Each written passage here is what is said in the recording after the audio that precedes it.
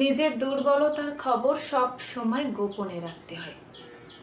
যাকে ছাড়া তোমার একটা সেকেন্ডও চলে না, সে যেন কখনোই এ কথা জানতে না পারে।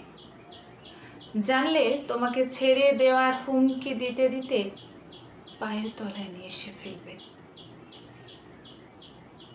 যার সঙ্গ ছাড়া গোটা পৃথিবীটা নিঃসঙ্গ মনে হয়, সে হঠাৎ করেই ব্যস্ত হয়ে পড়বে শুধু তোমাকে সময় দেওয়ার বেলায়। যার সাথে কথা না বললে তোমার মনের ভিতরটা উথাল পাথাল করে,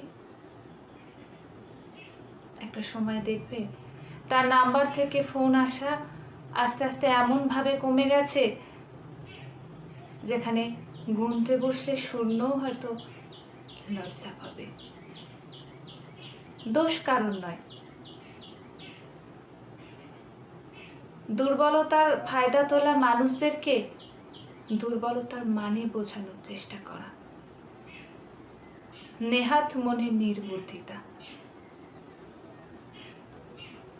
কলমে অমিত জিট্টু, কণ্ঠে আমি পারমিতা।